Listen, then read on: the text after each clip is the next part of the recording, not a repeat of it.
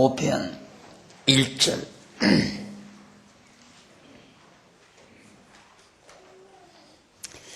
여호와여, 나의 말에 귀를 기울이사 나의 심사를 통촉하소서. 나의 왕 나의 하나님이여, 나의 부르짖는 소리를 들으소서. 내가 주께 기도하나이다. 여호와여, 아침에 주께서 나의 소리를 들으시리니 아침에 내가 주께 기도하고 바라리이다. 3절까지 우선 봉독했습니다. 여전히 간구시죠. 계속해서 지금 다윗이 하나님 앞에 욕보일 때, 대적으로부터 자기가 욕보임을 당할 때에, 그때 이제 하나님 나를 일으켜 달라고 간구하는 간구시가 계속됩니다. 3편으로부터 7편까지가 간구시라고 했어요. 우선 이제 5장 1절로 12절까지인데, 그 가운데서 이제 1절로 3절 이제 봉독해 드렸습니다. 일반적으로 이 시는 다윗이 바로 압살롬이 반역하기에 앞서 원수들에 의해 음모가 꾸며지고 있다는 소식을 다윗이 듣습니다. 아들 지금 압살롬이 당신을 반역해서 역적으로 반역해가지고 역적군들이 지금 음모를 꾸미고 있다. 어떻게 다윗을 타도하고 다윗을 왕궁에서 내쫓으며 또 죽일까, 이런 음모를 꾸미고 있다는 소식을 다윗이 이제 듣습니다. 그때 이 시를 썼다는 것이 일반적으로 대부분의 학자들의 견해입니다. 우리가 얼른 생각하게 되면 그런 심각한 상황, 얼마나 비참합니까? 그것도 자기가 낳은 아들, 그 아들이 아버지를 반역해서 이제 그 역적군들하고 음모를 꾸미고 있다는 소식을 들을 때 아마 팔자탄식을 하는 것이 일반적인 견해일 겁니다. 내가 자식을 잘못 낳았다. 내 팔자가 왜 이런가, 이럴 텐데, 다윗은 그런 상황 속에서 하나님께 바로 이 간구시, 찬양이죠. 하나님께 간구하면서 간구하는 찬양을 하나님께 돌리는 이 시를 다윗이 읊었습니다. 그 가운데서 이제 1절로 3절에 보면 자기의 기도를 들어주시라는 간구를 노래합니다. 하나님, 내 간구 들으셔야 됩니다. 막무가내란 말이죠. 마구잡이로 그냥 억지로 내 기도 들어주십시오. 요즘 이제 보통 한국교회 대부분 성도들이 산에 가서 기도하고 하는 게 되게 억지죠. 억지가 많죠. 누가 그런 얘기를 해요.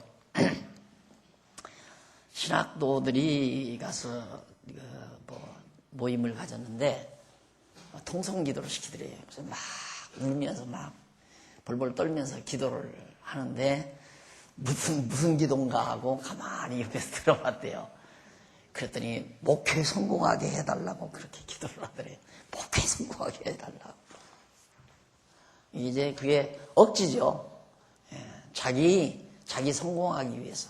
목회 성공이라는 게 자기 성공으로 이어지기 때문에 자기 성공을 해달라고 그렇게 기도하는 그런 식의 다윗의 기도가 아니라는 것 우선 여러분 기억하셔야 할 겁니다.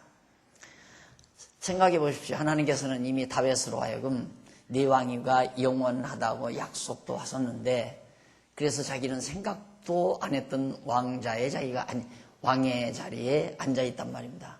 그런데 갑자기 아들이 반역하고 나와서 아버지를 이제 내쫓고 왕자리에 앉는다는 그런 음모를 모사들이, 그 역적들이 모여서 그런 음모를 꾸미고 있다는 소식을 들을 때에, 하나님, 이렇게 되면 하나님의 약속하고는 다르잖아요. 그렇죠? 하나님께서 약속한 거하고는 거리가 멀단 말입니다. 그러니까 하나님은 어떻게 된 겁니까? 이런 식이에요. 쉽게 말하면. 하나님께서 나의 왕위가 영원하다고 약속을 하셨는데, 저렇게 내가 왕궁에서 쫓겨난다면 하나님의 정하신 뜻, 또 약속하신 뜻이 어긋나지 않습니까?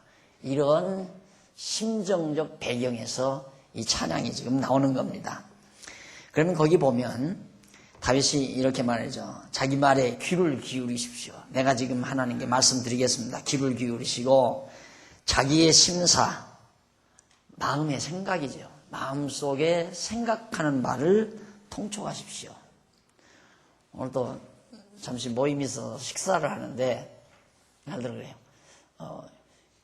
기도하실 거냐고. 그냥 각자 하라고. 내가 식당 가서 내가 대표 기도 거의 안 합니다.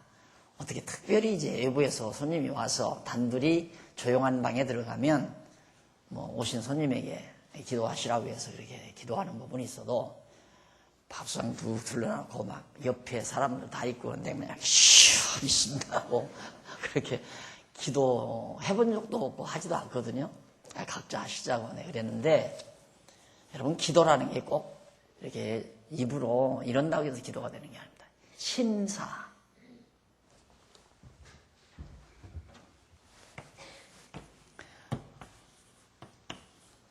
심사. 마음의 생각이라는 말이거든요. 마음의 생각. 생각사. 생각사. 마음 심자. 마음으로 생각하는 거. 그걸 하나님 통촉하십시오. 그래서 이 마음가짐이라는 것이 우리 신앙인들이 마음가짐이라는 거, 그 마음의 생각, 뭘 늘 생각하고 사나. 우리 일반 성도, 일반 교회 상황으로 볼 때는 우리 교인들처럼 기도 안 하는 교회는 없죠. 교회 와도 뭐 별로 누가 앞뒤로 내두르는 사람 거의 없잖아요. 눈 감고 이렇게 내두르는 사람. 그냥 딱 눈 감고 가만히 이렇게 있는 분들이 대부분이고, 말씀을 해도 조용조용 옆 사람이 안 들릴 정도로 말씀을 하고. 그러니까 타교회에 다니다가 우리 교회는 이상하게 보이는 거예요. 막 타교회는 막 이래가면서 막 큰 소리로. 그게 이제 기도인 줄로, 그것만이 기도인 줄로 생각을 하는데, 우리들이 일상생활 속에 마음속에 무슨 생각을 가지고 있나. 항상 지난 금요일도 대전에 가서 예배를 드리면서도 그런 얘기 했습니다만은 가끔 마음속에 기왕에 이렇게 우리 강남노예가 서졌으니까 우선 대전도 교회가 하나 좀 됐으면 좋겠고, 특히 부산, 그리고 좀 더 욕심낸다면 목포, 그 다음 강릉, 이런 정도는 좀 더 교회가 서졌으면 어떻겠나. 그런 바람을 늘, 그 바람은 나만이 아니라 강남노예 목사님들이나 관심 있는 우리 장로님들 다 대전의 교회가 돼야 된다. 결국 이루어졌잖아요. 기도란 바로 그런 거예요. 기도가. 그러니까 마음으로 늘 생각하고 사는 거.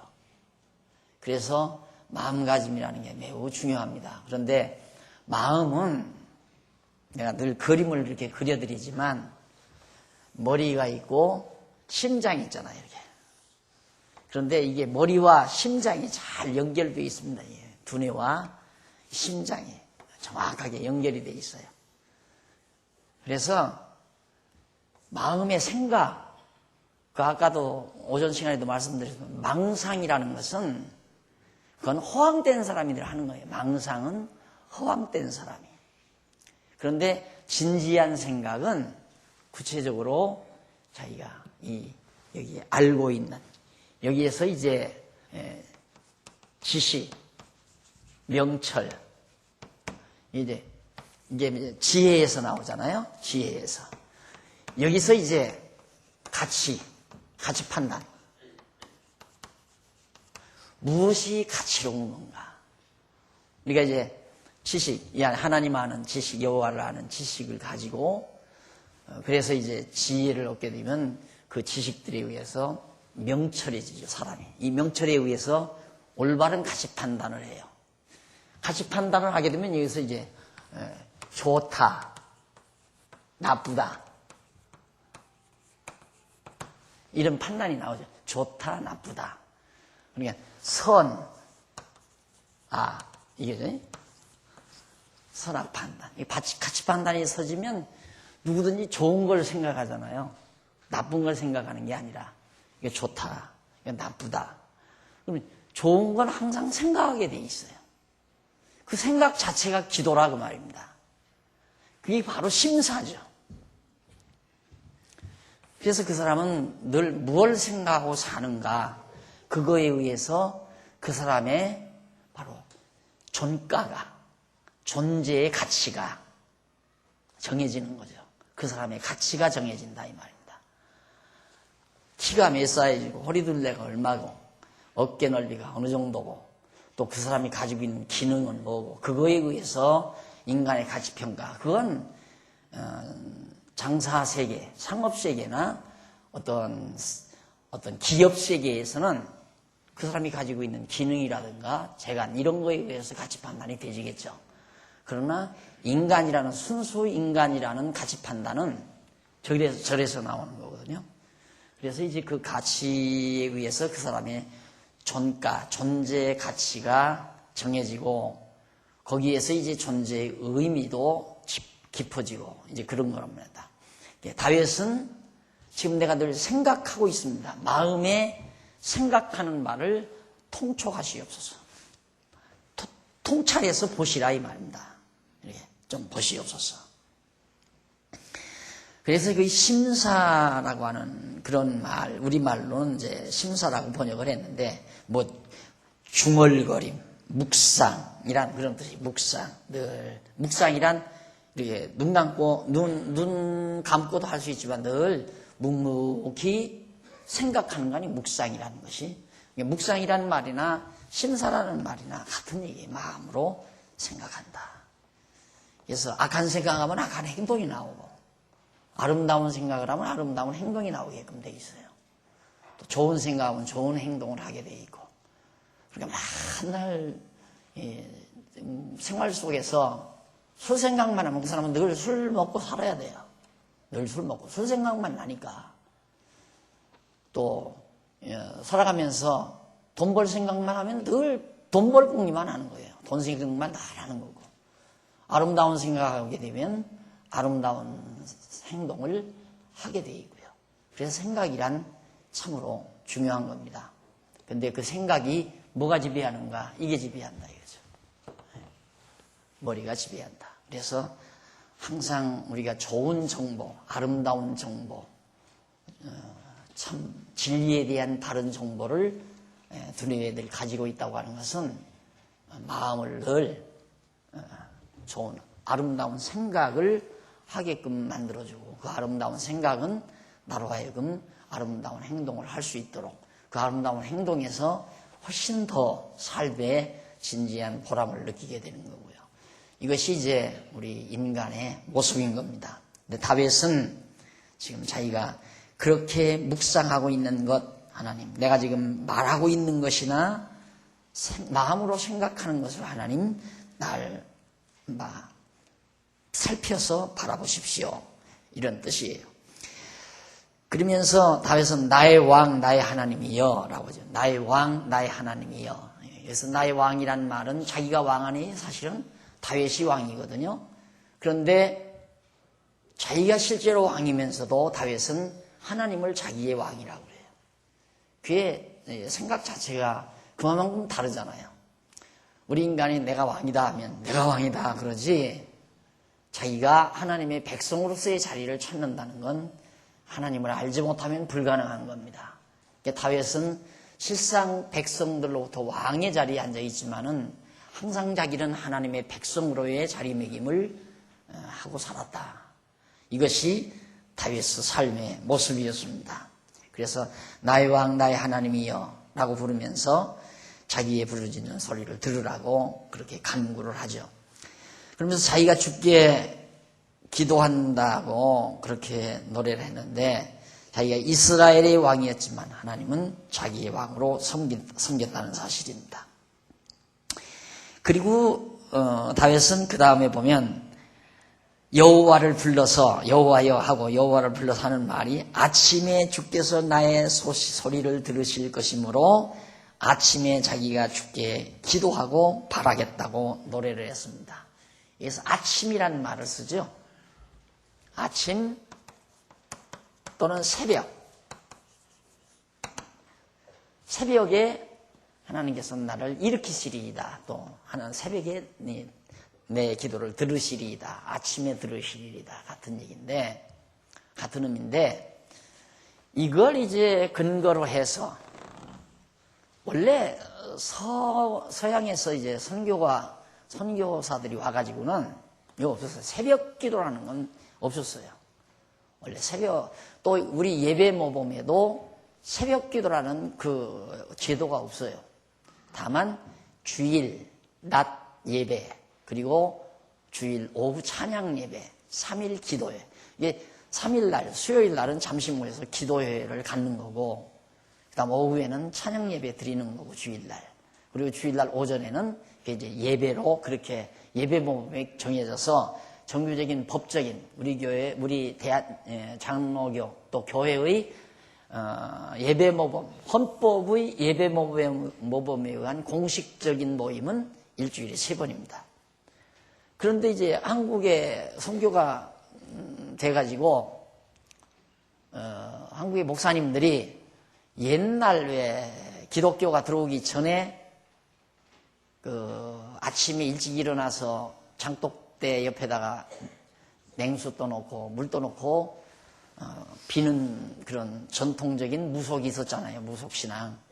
아들이 과거 보러 가면 어머니는 물도 놓고 계속해서 이른 아침 일어나서 목욕 재배하고 이렇게 빌고 절하는. 그게 우리 한국 사람들에게는 그냥 아주 자연스러운 하나의 토속신앙으로 자리매김이 됐던 거죠. 그걸 이제 착안을 해서 이북에 있는 교회 어느 목사가 이제 그 새벽 기도회로 시작을 한 거예요. 그래가지고 이제 오늘 같은 아침에 듣는다고 하지 않았느냐. 새벽에 하나님께서 기도를 듣는다고 하지 않았느냐. 그러니까 새벽에 드리는 기도가 하나님 앞에 상달이 된다. 이래가지고 이제 새벽 기도회를 정당화해 시켜가지고 성경을 그런 식으로 이제 풀어가지고 이제 한국의 새벽 기도가 만연이 된 겁니다. 제가 그걸 안 이유로는 새벽 기도를, 그래서 난 교회 처음 개척하면서부터 안 하려고 그랬는데, 처음부터 이단으로 그렇게 취급받았다가는 아무도 안 올까 봐서 처음에는 하는 척을 했죠. 새벽 기도를 하는 척. 사실. 그래서 새벽에 일어나서 나와서 이제 인도도 하고 그랬는데, 그때 어떤 일화가 있었느냐면, 노인 집사님 한 분이 계셨어요. 근데 저하고 이제 영역 경쟁을 하는 거예요. 영역이 뭐냐. 누가 새벽에 오래도록 기도하는가. 그래가지고 목사를 자기가 이겨먹어야 된다 이거예요. 그래가지고 나는 이제 인도하고 강대상 뒤에 엎드려져서 성도들 가는 걸 기다리면서 바로 나가면 또 성도들 실망하니까 저놈의 목사는 기도하라고 뭘 저렇게 방으로 쏙쏙 들어가나 이럴까 봐서 이제 앉아서 묵상하고 기도하고 그랬는데 한 번은 딱 앉아서 하는데 섬찟해요. 이 느낌이. 그래서 이거 귀엽는 줄로 보니까 허연 양반이 더 와서 쳐다봐요. 쳐다봐요. 그러고는 가서 대박 기도를 해요. 그 뒤로 정 떨어져가지고 새벽 기도를 안 해버렸어요. 안 한다. 그러니까 이 기도, 새벽 기도라는 것을 사람들의 어떤 정신집중, 교인들을 한 곳으로 마음을 모아가는 하나의 수단으로 그렇게. 그래서 통성기도라는 것도 그거예요. 다른 생각하지 못하게 큰 소리로 해라. 그래서 사람을 쇠뇌시키기 위한 어떤 한 목표를 향해서 쇠뇌시키기 위한.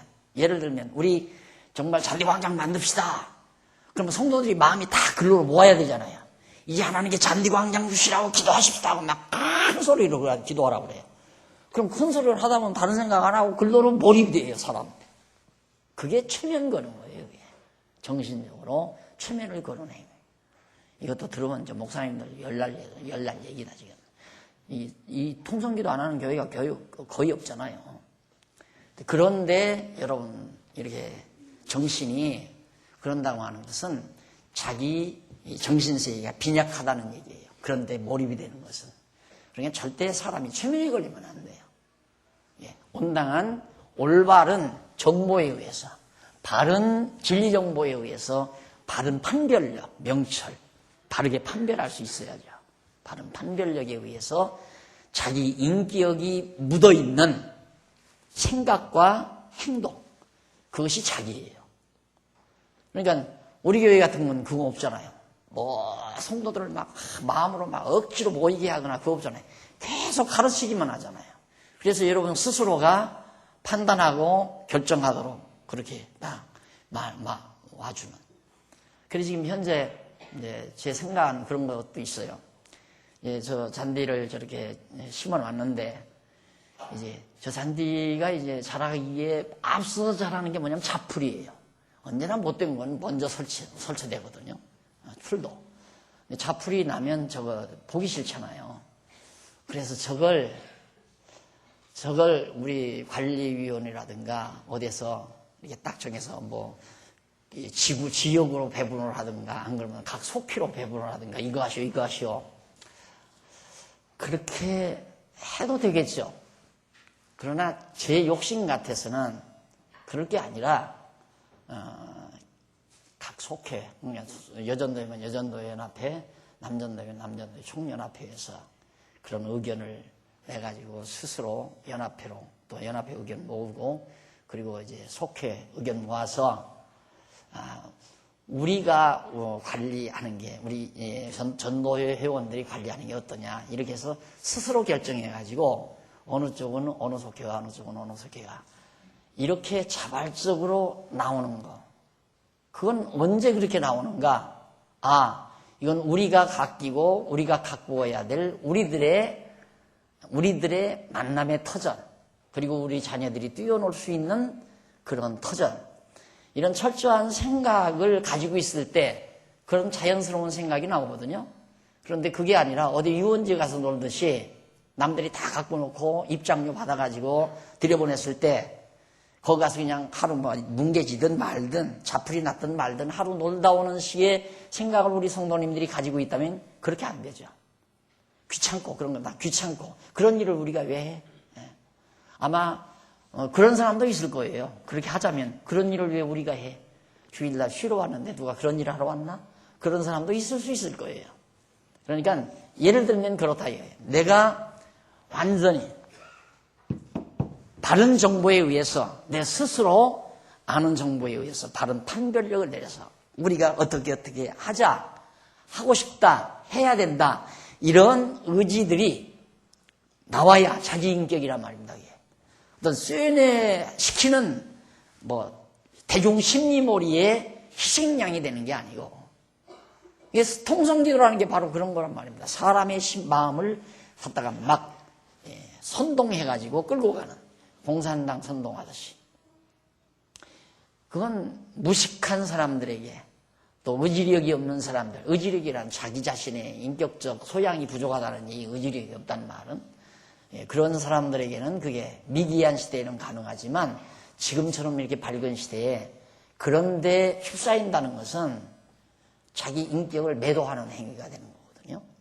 그러니까 기도가 그렇게 통속으로 막 기도하고 자기 욕심 막 목회 성공하게 해달라고, 그런 건 기도가 아니에요. 그건 완전히 옛날 무속신앙의 선두 제사장 역할하던 그 무식한, 대개 가정에서 이렇게 비는 건 어머니들이 하잖아요. 어머니들이 남자가 가서 이러면서 이렇게 비는 일은 없단 말입니다. 무속신앙의 제사장은 여자들이었어요. 대부분 여자들 그렇게 싫겠지만은 그런 식이 올바른 신앙은 아니란 말입니다. 그러니까 하나님께서 정말 불러서 아침에 주께서 내 기도를 들으시라. 이 아침이란 말은 해 뜨는 이 아침, 이걸 의미하는 게 아니고 결국 하나님께서 아침에 응답하신다는 얘기인데, 그게 장차 고난 중에, 그러니까 다윗의 고난은 그리스도의 고난에 대한 한 모형입니다. 그러니까 지금 다윗을 내쫓기 위한 음모를 꾸민다는 말은 예수를 잡아 죽이기 위해서 악당들이 음모를 꾸미는 그거에 대한 하나의 모형적 사건이에요. 그러면 예수님께서 자기를 예수님 벌써 다 알고 계셨죠. 그래서 예수님이 겟세마네 동산에 가서 기도를 하셨지만 하나님께서 언제 들어주셨나? 아침에, 주일 아침에 바로 부활, 무덤을 해치고 부활하도록 하나님께서 예수님의 기도를 응답해 주셨잖아요. 바로 그 그 다윗의 기도가 예수님의 기도와 기도에 대한 하나의 모형이란 말입니다. 예표고.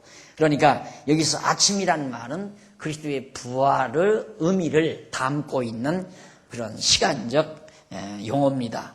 그것이 뭐 새벽 기도를 해야 된다는 정당성을 강조하기 위한 성경 구절로 인용되는 것은 절대 아니라 말이에요.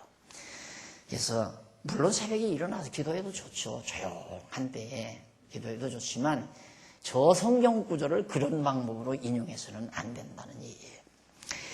자, 그 다음에 이제 여기서 이제 기도하고 여호와를 불러 아침에 주께서 자기 소리를 들으실 것이므로 아침에 자기가 주께 기도하라고 바라겠다고 노래했는데 여기 기도하고란 말 나와요. 근데 기도하고란 말이 히브리 말로 아라크란 말인데 이건 기도하다가 아니라 따지면 정리하다, 순서대로 놓다 그런 뜻이에요. 그리고 준비하다 그런 얘기거든요. 그러니까 하나님께 제사를 지내려면 제물들을 이렇게 정리를 해야 하잖아요. 차근차근 순서대로 놓고 그런 얘기예요. 그걸 이제 기도하다라고 이렇게 우리말로 번역을 했는데 왜냐하면 그 이후에 나오는 기도하고 그 다음 바라겠나이다 하니까 기도하고 이루어지기를 바라겠나이다 그런 의미로 쉽게 이렇게 번역을 했지만은 그게 아니라 하나님께 희생제물을 드리면서 하나님의 응답을 내가 기다리겠습니다. 그 말이에요. 다윗이 제사를 하나님께 드리면서 응답하여 주기를 기다리겠습니다. 이렇게 다윗이 이제 자기 기도를 들어주실 것을 간구하는 노래가 3절까지 나왔고요. 그 다음 4절로 7절은 악한 자를 싫어하시는 여호와를 경배하겠다는 서원을 노래합니다. 악한 자를 하나님은 싫어하신다. 나는 그런 하나님을 나는 경배하겠습니다. 라고 노래하는 내용이에요. 4절 보십시다. 주는 죄악을 기뻐하는 신이 아니시므로 악이 주와 함께 유하지 못하며 오만한 자 곧 여호와를 경외하지 아니하는 어리석은 자가 주의 목전에 서지 못한다고 그렇게 노래를 합니다. 그러니까 그 말은 그 내용은 뭐냐면 여기서 오만한 자라든가 아니면 죄악을 기뻐한다 이 죄악이라든가 이런 얘기들은 모두가 다 다윗을 몰아내기 위해서 음모를 꾸미는 그런 자들에 대한 호칭이에요. 오만한 자. 교만하잖아요.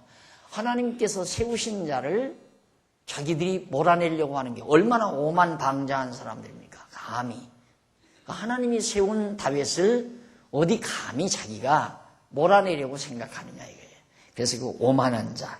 또 하나님의 뜻을 거스려 다윗을 몰아내려고 하는 그런 행위 자체가 또 악이에요. 그런 자체가 악.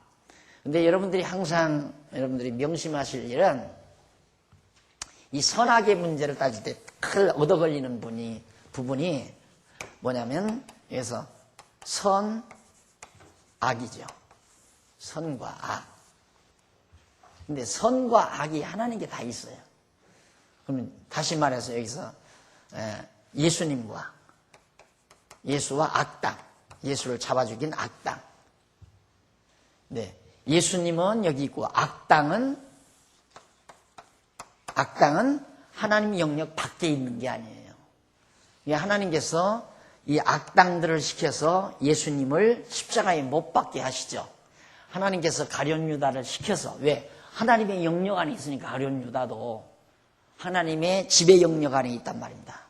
가룟 유다도 하나님께서 가룟 유다를 시켜서 예수를 잡아 팔도록 그렇게 하셨단 말입니다. 그러니까 선악이 다 악인이나 선인이나 다 하나님의 영역 안에 다 있는 거예요.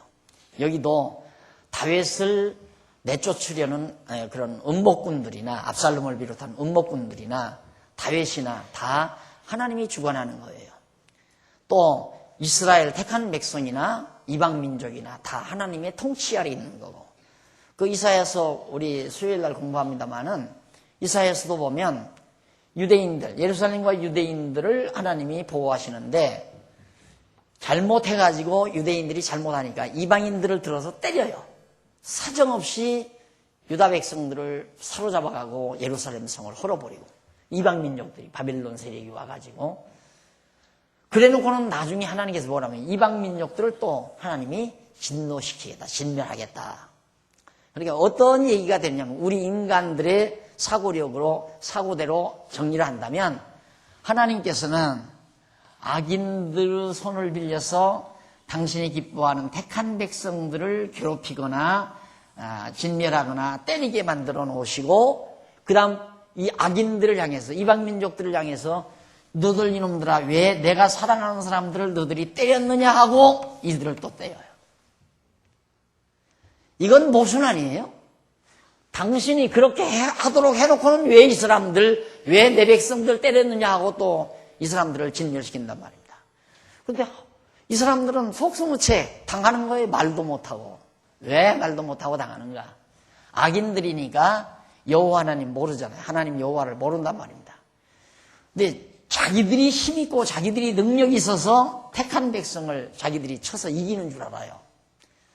그러니까 예수를 죽이려도 악당들이 우리 승리했다. 저는 예수 때문에 우리 얼마나 골치 아팠느냐 하고 예수를 십자가에 못 박아놓고 만세 불렀단 말입니다. 야, 우리 이제 승리했다.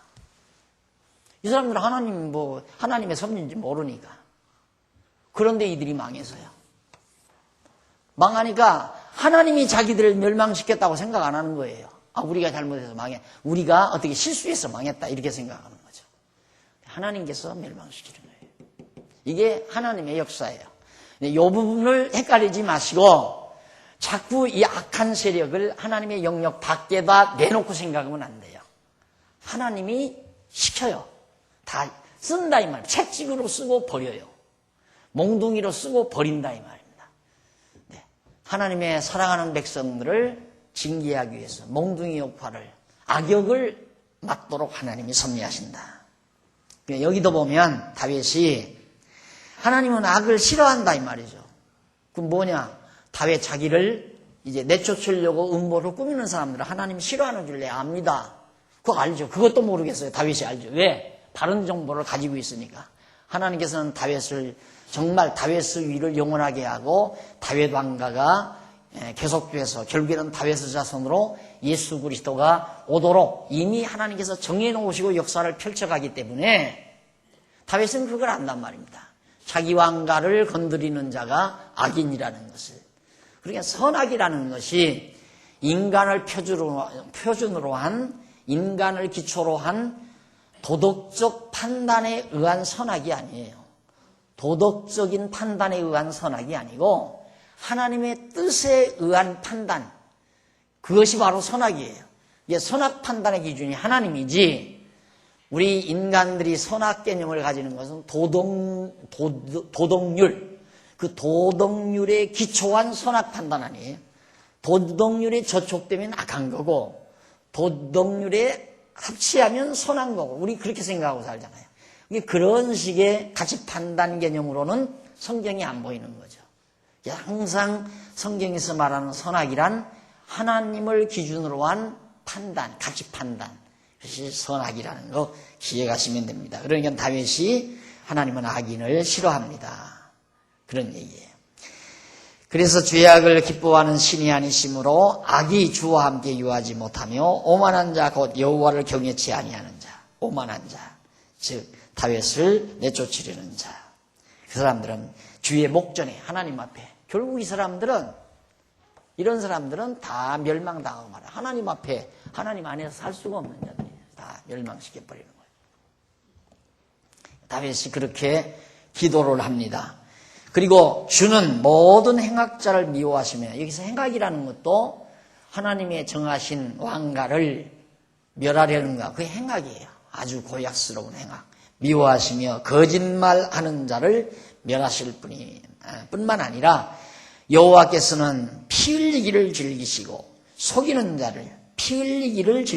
속이는 자를 싫어하신다고 그렇게 노래합니다.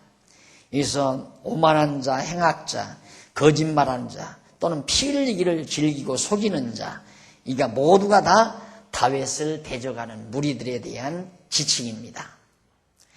이런 자들을 여호와께서 싫어하신다. 물론 싫어하죠. 이 사람은 싫어하죠. 싫어해요. 그래서 싫어하기 때문에 싫어락자, 나쁘다, 싫다, 좋다, 싫다. 이 악하다는 말이 싫다는 말이에요. 하나님이 싫다는 말이에요. 그러니까 우리 인간 도덕적인 룰은 나는 좋은데 저 사람은 싫다. 그러니까 이건 객관적인 게 있을 수가 없어요. 다 선악 판단이라는 게 다 주관적이에요. 나는 좋은데 저 사람은 싫은 거예요. 그러면 싫다, 좋다 이게 정확하게 좋은 것, 싫은 것이 확정적이 돼서 거의 객관적인 존재로 존재한다면 모르지만 이건 가변적이에요. 나는 싫은 것이 상대방에게는 좋을 수 있다 이 말이에요. 그렇잖아요. 예를 들어서 도둑을 당하는 나는 싫지만 도둑질에 성공한 사람은 얼마나 좋아요. 그렇죠?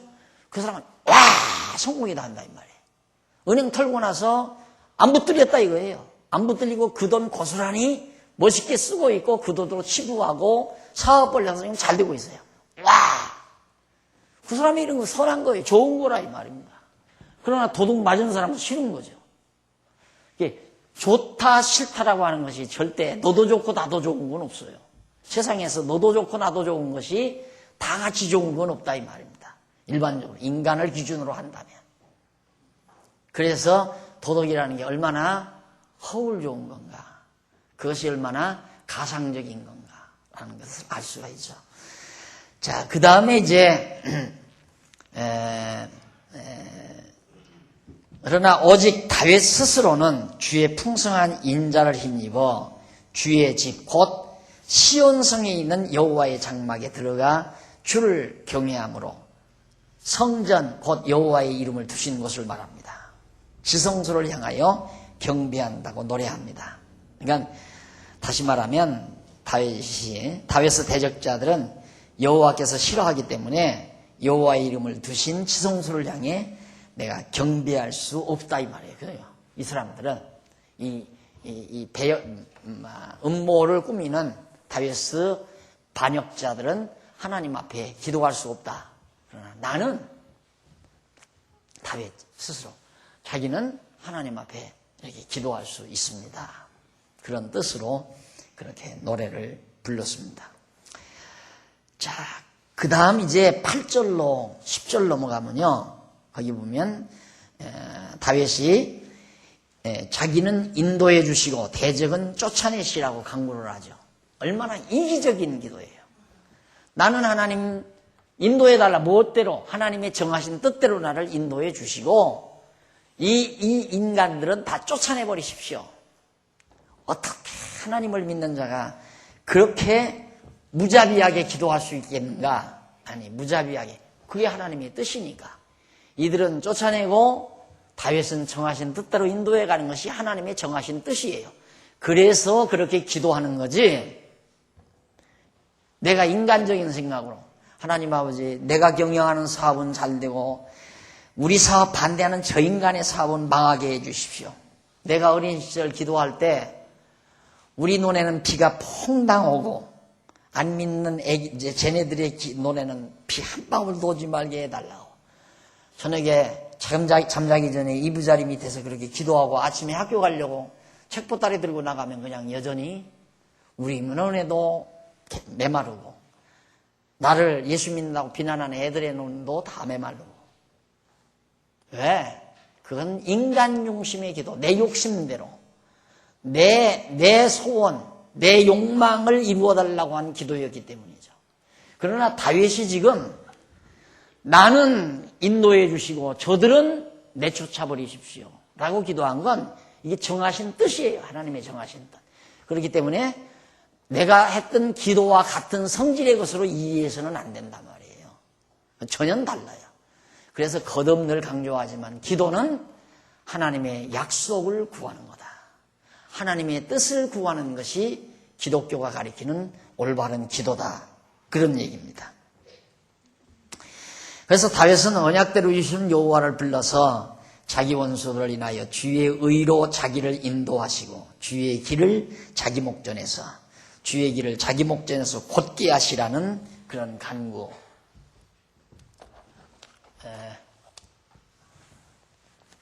항상 길 하면 내가 자주 이 도표를 이렇게 그리는 이유는 교육학적으로 이게 몇 번인가 반복을 하면 절대 평생 안 잊어진대요.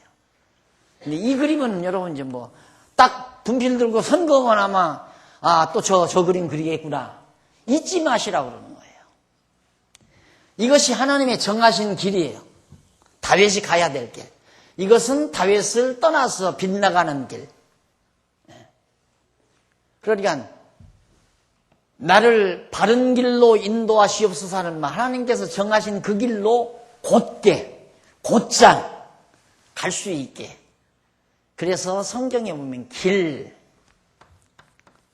우리 이제 길, 그 다음 한학에서는 도라고 그러죠. 도. 아무리 유명한 학자라도, 한학자라도 도를 설명하라면 도 설명 안 돼요. 설명을 못 해요. 도가 뭐냐? 도는 도다. 그러고 말지. 도가 무엇이냐? 뭐가 길이냐? 서울서 부산 가는 게 길이다. 그걸 말하는 게 아니잖아요, 도로. 근데 도로라고 그러거든요. 그러니까 우리가 도 하면 말은 도. 저 사람 도통했어. 도통했다는 말은 길이 통했다 이거예요. 가는 길이 확 통했다. 서울서 부산까지 길이 확 뚫렸다. 그게 도통했다는 말 아니에요.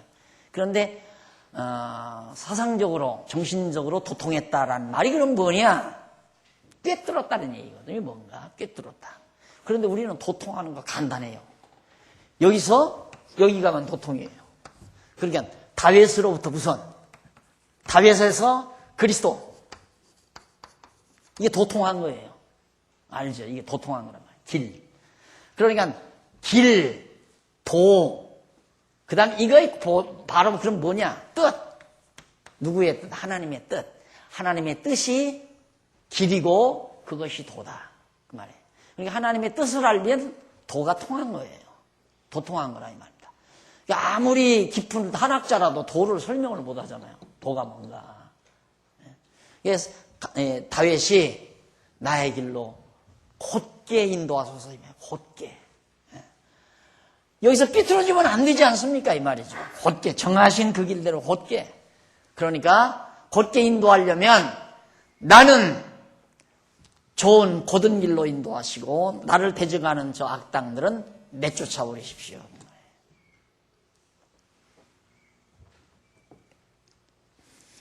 그러면서 주의 길은 여호와께서 주께서 주의 의 나오죠. 아니, 다윗은 언약대로 이루시는 여호와를 불러 자기 원수를 인하여 주의 의로 자기를 인도하시고 주의 길을 자기의 목전에서 곧게 하시라고 간구하죠. 여기서 주의 의란 말, 주의 의 앞에서 이미 한번 언급을 했죠. 의, 나의 의의 하나님이여 했을 때, 나의 의의 하나님이 했을 때 그 의가 나의 의가 아니라 나의 의의 하나님, 하나님을 수식하는 말이다. 의란 말이. 그러니까 하나님이 의의 하나님이지 내가 나의 의를 얘기하는 게 아니다. 설명 한번 한 사실이 있습니다.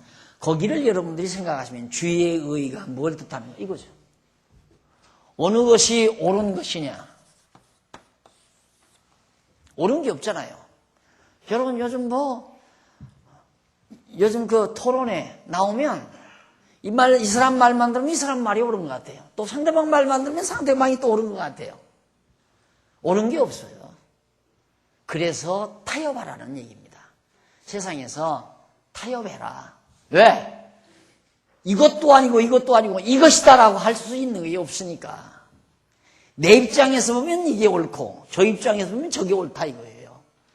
그러니까 옳다는 거, 의를 추구한다는 것이 참 애매한 겁니다. 애매한 거. 세상 사는 동안 나는 의롭게 살아야 되겠다. 뭐가 의롭게 살아야 돼요? 어떻게 살면? 의롭게 살려면 거짓말하지 않고 남 속여먹지 아니하고 나쁜 짓 안 하면 의롭게 사는 거다. 이렇게 단순하게 생각하잖아요. 근데 여기서 의란 말은 하나님의 뜻과 맥을 같이 하고 이 하나님의 뜻은 길, 도와 맥을 같이 한다. 그래서 하나님의 정하신 그 길이 곧 옳은 길이고 그것이 도고, 다윗은 여호와께 거짓말하는 원수의 입에 신실함이 없고 여호와의 뜻을 거역하는 원수의 심중이 심히 악하며 의인 곧 언약 자손인 자기를 저주하는 원수의 목구멍은 악취를 풍기는 열린 무덤 같아서 혀로는 아첨한다고 노래를 합니다. 그러니까 다윗은 계속해서 자기는 하나님께서 자기를 선택해서 왕의 자리에 앉혀놨지만 자기를 반역하는 무리들은 너무너무 사악하고 속에서 폐부가 썩어 들어가는 것처럼 막 악취를 풍기는 사악한 무리들이다. 그래서 하나님의 뜻을 거역하고 사는 것이 곧 악이다, 이렇게 생각합니다. 하나님을 전제하지 않으면 악이라고 하면 안 돼요. 악이라고 하는 거. 그러니까 전날에는 한다고 악이라고 생각했던 것이 이제는 그것이 도리어도 아유 나 30대 40대만 해도 제니 아이들이 배꼽 내놓고 춤추면 이건 있을 수가 없는 일이죠. 아마 그건 경범죄로 들어가서 몇 년 살고 나올 겁니다. 지금 그게 떠요. 완전히 배꼽 내놓고 막 휘흔들고 돌아가면 세계적인 인물이 돼버리잖아. 뭐가 악이에요? 뭐가? 재수 없는 시대에 살면 악이에요. 이게 정리 안 된 상태에서 우리가 뭘 어떻게 정리하고 살겠느냐 이 말이에요. 네? 안 걸릴 때 잘했으면 그건 영웅이고 걸릴 때 하면 그건 재수 없어가지고 천민이 되는 거고.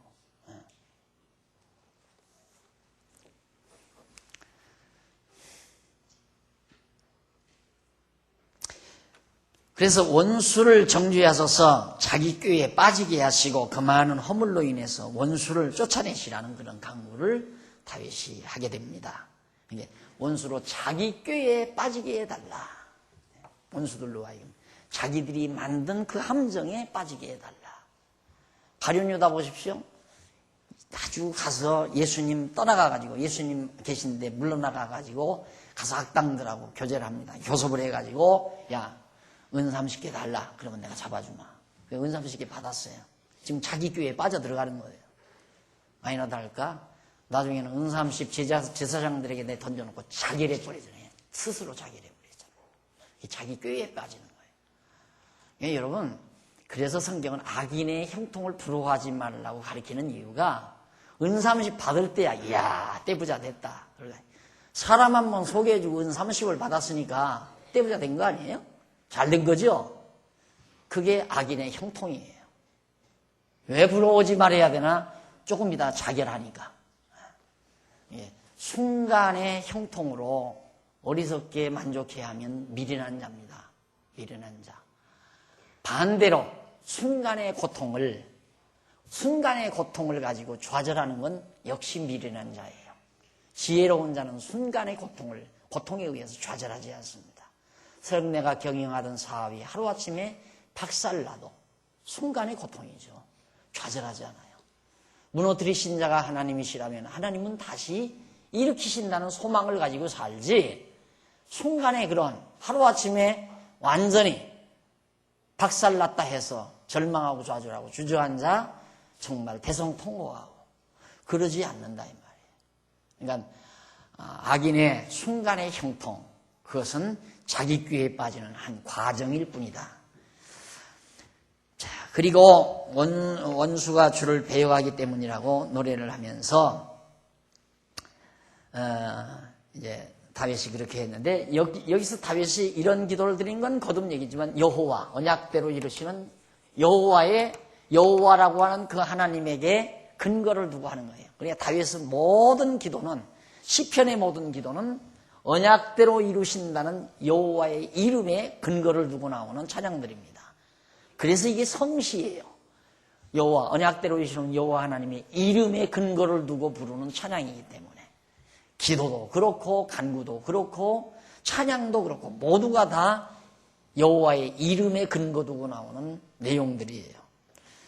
그래서 항상 거기 보면 여호와여 이 말 한마디가 대단하죠. 그래서 기도할 줄 모르면 내가 그랬잖아요. 기도할 줄 모르면 여호와여 이 말 한마디면 기도가 다 된다. 여호와여 이 말 한마디만 해도 모든 기도가 다 되는 거예요. 더 조금 확대해서 구체적으로 하려면 뜻대로 하시옵소서. 이게 조금 확대된 기도예요. 제일 간단한 기도는 여호와여. 이게 제일 간단한 기도고 더 간단한 기도는 아멘. 이게 더 간단한 기도. 아멘. 언약대로 이루소서. 그 말 안에 아멘. 이게 제일 간단한 기도예요. 아멘. 조금 확대하면 여호와 글자 하나 더 있잖아요. 여호와여 두 자나 더 있네. 그리고 조금 더 확대하려면 뜻대로 하시옵소서. 이게 상당히 이제 좀 길죠. 또 더 길게 하려면 뭐 여호와 하나님이여 정하신 뜻대로 이루시옵소서. 더 길잖아요. 모든 기도가 생각이 기도니까 생각을 항상 그렇게 하고 사는 것. 그걸 성경은 또 뭐라고 얘기하냐면 범사에 그를 인정하라. 모든 일에 여호와를 인정하라 이 말이에요. 뭔 일이 지금 이루어집니다. 여호와의 정하신 뜻이 이것이었구나. 인정해야죠. 내가 사업하다 망해서요. 여호와의 정하신 뜻이 이거였구나. 여호와께서 하나님께서 망하게 하셨구나. 왜 망하게 하셨을까? 하나님이 망하게 하시는 분임을 깨닫게 하기 위해서 망하게 했지. 나를 또 흥하게 하십니다. 하나님께서 나를 흥하게 하셨구나. 왜 흥하게 하셨을까? 하나님께서 흥하게 하시는 하나님인 줄을 깨닫게 하기 위해서 흥하게 하셨지. 근데 그렇게 생각 안 하고 흥하게 했다. 난 성공했다. 거기에 우리의 관심이 돌아가면 미련한 자입니다. 미련한 자. 망했다. 망한 그 사실에 관심이 돌아가도 미련한 자예요. 망해도 흥해도 여호와 하나님을 인정하는데 바로 지혜자예요. 그래서 여호와를 아는 것이 지혜의 근본이라는 말이 바로 거기와 합치하는 말입니다. 그 다음 11절로 12절 마지막 부분에 보면 여기에 사랑하는 자들에게 여호와께서 주실 복에 대해서 노래를 합니다. 뭔 복을 주나? 복. 이게 복이 뭐 잘 먹고 잘 살고 우리 동양 사람들 오복을 생각하면 안 돼. 이 복 역시 언약이에요. 그렇죠? 언약 내용이 복이죠. 복이 언약의 내용이에요. 복 주실 것. 다윗을 왕위에 앉게 하실 것 복 아니에요? 언약 내용이에요. 복. 여호와께서 주실 복에 대해서 다윗이 노래를 하는데 오직 주에게 피하는 자는 다 기뻐하며 주의 보호로 인하여 영영이 기뻐 외치며 주의 이름 곧 언약대로 이루시는 이 설명이 들어가는 거예요. 주의 이름을 사랑하는 자들은 주를 즐거워한다고 노래를 합니다. 결론과 같은 부분이죠. 자, 바로 이제 본문 11절 보십니다. 11절 오직 주에게 피하는 자는 다 기뻐하며 주의 보호로 인하여 영영이 기뻐 외치며 주의 이름을 사랑하는 자, 주의 이름이 여호와니까 여호와 이름을 사랑하는 자들은 주를 즐거워하리이다. 다윗이 그거 알잖아요. 아무리 많은 대적들이 자기를 지금 무너뜨리려고 쫓아오지만 자기는 여호와에게, 주에게 피하겠다. 하나님께 피하겠다 이 말이에요. 내 길을 곧게 할 자에게, 내가 가야 될 그 길을 곧게 할 자에게 나는 피한다. 그래서 기쁘고 즐겁고. 여러분, 환경에 따라 감정이 움직이는 건 아직도 그건 환경의 지배를 받는 사람입니다. 하나님 여호와를 아는 지혜자는 환경에 따라 지배받는 감정이 아니에요. 그래서 내가 늘 그러지만 사도 바울이 감옥에 들어갔다고 그랬잖아요. 감옥에 들어간 것처럼 심각한 상황은 없잖아요. 근데 감옥 안에 있는 사도 바울이 감옥 밖에 있는 성도들에게 기뻐하라고 말을 해요. 기뻐하라, 기뻐하라. 그러니까 완전히 초월하는, 환경을 초월해버리는 거예요. 왜? 환경은 하나님의 손에 달려있기 때문에 하나님께 의지하면 환경은 초월돼 버리는 거예요. 환경이 어떻든지 간에 내 마음에는 평안함이 있다는 얘기예요. 하나님께 의지하기 때문에. 이것이 이제 다윗의 힘이었습니다. 자, 그리고 이제 다윗은 그러면서 언약대로 이신 여호와를 불러 여호와여 그렇게 불러놓고 주는 의인에게 복을 주시고 방패로 호위하는 것 같이 은혜로 의인을 호위하십니다. 믿어요. 확신해요. 하나님은 자기를 확실히 의인이 자기 자신을 의인이라고 하는 거예요. 그러니까 여기서 이 의인이라는 말은 하나님의 뜻에 따라 왕위에 오르렀기 때문에 다윗이 자기를 의인이라고 하는 거예요. 자기가 도둑질 안 하고 거짓말 안 하고 사기 안 치고 그래서 의인이 아니라 하나님께서 의로운 자기의 뜻의 대열에 올려놓으셨다 이 말입니다. 선택했다. 그럼 악인은 누군가? 불택자, 다윗을 반역하는 자. 그게 악인이에요. 도둑질하고 거짓말한 게 악인이 아니라 그 사람은 악인. 그건 도덕적이고 윤리적 측면에서 악인이다, 의인이다 할 수 있지만 성경에서 말하는 의인이나 악인은 하나님의 기준에 의해서 하나님의 기준에 의해서 의인, 악인 이게 결정이 되는 거다. 그러니까 하나님은 분명히 의인을 호위하신다, 보호하신다 이 말이에요. 이게 우리도 믿어줘야죠. 범사에 하나님이 인정을 하면 하나님이 나를 어떤 어려움 중에도 나를 지키신다. 그러니까 유유히 아들이 왕궁으로 쳐들어올 때 압살롬이 왕궁으로 막 그만한 무리를 들이고 쳐들어올 때 유유히 왕궁을 떠나서 예루살렘 뒷문길을 통해 가지고 유유히 다윗이 떠나갑니다. 왕궁을 떠나가요. 당당하죠. 당당해. 오늘 점심 먹으면서도 그런 얘기했지만 언젠가도 내가 여기서 그랬잖아요. 여호와 하나님을 의지하고 살 때만이 기가 안 꺾여요. 사람이 기 꺾이면 끝나요. 기가 꺾이면 우선 첫째로 맥이 풀려요. 맥이 풀리면 온갖 질병이 몸에 달겨들기 시작해요. 그럼 이제 몸이 망가지죠. 또 기가 꺾여버리면 이제 두뇌작용이 둔탁해져요. 그래서 자꾸 실수를 연발하게 돼요. 이게 사람이 기가 펄펄 올라야 되거든요. 어떻게 하면 기가 펄펄 올라오는가? 당당해야 되죠. 기가 펄펄 오르면 당당해져요. 그럼 기가 어떻게 하면 펄펄 오르게 되는가? 다윗, 여호와를 의지하는 그 믿음. 하나님은 나를 절대 버리지 않는다. 나는 반드시 하나님께 나를 보호하고 지키신다. 내가 늘 예를 들지만은 실제 얘기를 하지만 생각하고 자기를 죽이려고 지금 몇 날, 며칠, 몇 달, 몇 년 동안 그랬거든요. 자기를 죽이기 위해서 사울이 막 군사동원해서 쫓아다니는데 찬스가 왔잖아요. 자기가 죽일 것도 아니에요. 그냥 신하에게, 자기 따르는 무리에게 처치해라. 눈짓만 한 번 하면 그냥 깍 하고 사울이 죽을 판이란 말입니다. 내버려두라. 그만하면 얼마나 당당합니까? 대단히 당당하잖아요. 그게 기예요. 기. 그래서 유대인들이 머리가 좋다는 얘기입니다. 나는 확신해요. 정말 우리 교회학교 지금도 많이 좋아졌지만 앞으로 좀 더 좋아지기를 바라고 정말 우리 교회학교 출신이 내게서 유대인보다도 더 우수한 머리들이 나올 수 있다고 나는 확신해요.